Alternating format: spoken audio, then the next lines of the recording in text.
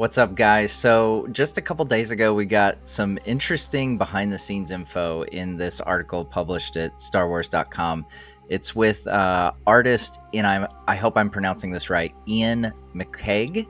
And he talks about his work on the Phantom Menace. But it kind of drops this really crazy bit about Qui-Gon and Obi-Wan being swapped. But before they get to that, they do have some other really cool bits here. Talking about designing Darth Maul. And he says, Darth Vader was the only Sith Lord we knew back then, so I assumed he would be wearing some kind of helmet. Months of trying to out-helmet Darth Vader went absolutely nowhere, and I just love that little tidbit. Like, yeah, how do you out-helmet Darth Vader? You can't do it. And then I just love this bit where George Lucas asked him to create a vision from your worst nightmare. And he said, working late at night in my studio, I had the eerie feeling I was being watched. My imagination conjured a dead white face pressed against the studio window, glittering eyes staring at me. It grinned sharp metal teeth as it peered, distorted through rivulets of rain. So I drew that face for George, put it in a folder, and slid it across to him at the next meeting. He took one look, shrieked, and slapped it closed again. Give me your second worst nightmare, he said. And I just love that. I'm really curious what that first image looked like now. But then it's a bit later in the article where we see the bit about Obi-Wan and Qui-Gon, where McCaig says, it's interesting how things evolve. For a time, the older Jedi was named Obi-Wan, and the younger Jedi was named Qui-Gon.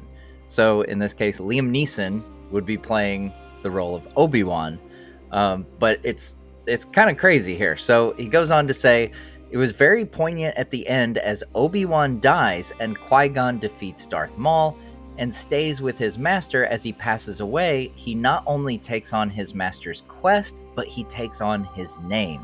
Qui-Gon becomes Obi-Wan.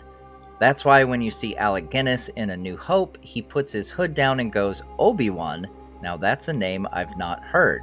Because he's not Obi-Wan, he's Qui-Gon. And right at the end, George changed it. And wow, that's really interesting. And I gotta say, my initial reaction is, I'm glad George changed it, because that seems like a lot. So in this case, Liam Neeson would be playing a character called Obi-Wan, and Ewan McGregor would be playing the role of Qui-Gon. But then at the end of Phantom Menace, Qui-Gon, Ewan McGregor, takes on the name of Obi-Wan in honor of his deceased master.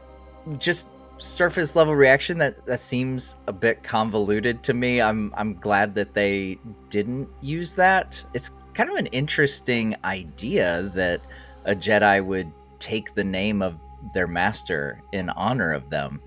And then, naturally my nerd brain starts going into what if scenarios. So like if Luke decided to do that after Obi-Wan dies in A New Hope, does he take on the name Obi-Wan as well? Or would he take on Qui-Gon because that was Obi-Wan's original name? Now it does remind me a little bit of like when they say that Yoda's master is the reason that he speaks all, kind of backwards and jumbled up. Speaking of which, Yoda's master does get a passing reference in the new Mace Windu book that I'm currently reading, so maybe I'll do a review on that after I finish it.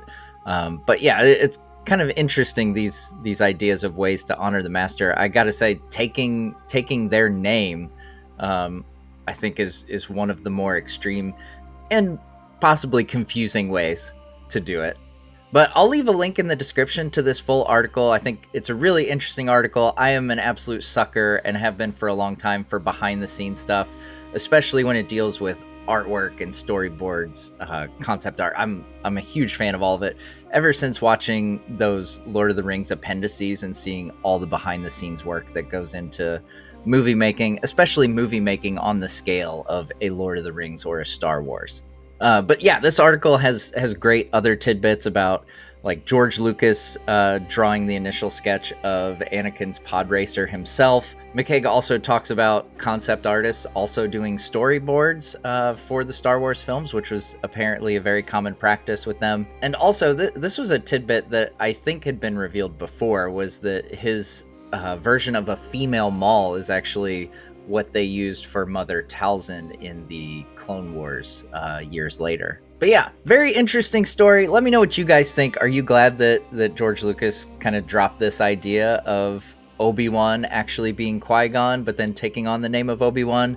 And let me know in the comments as well what behind the scenes books are your favorite for Star Wars. Like I said, I absolutely love like the art of books and the behind the scenes books that show the process of movie making. So let me know what some of your favorites are, and we'll see you next time on the Nerd Strike Back.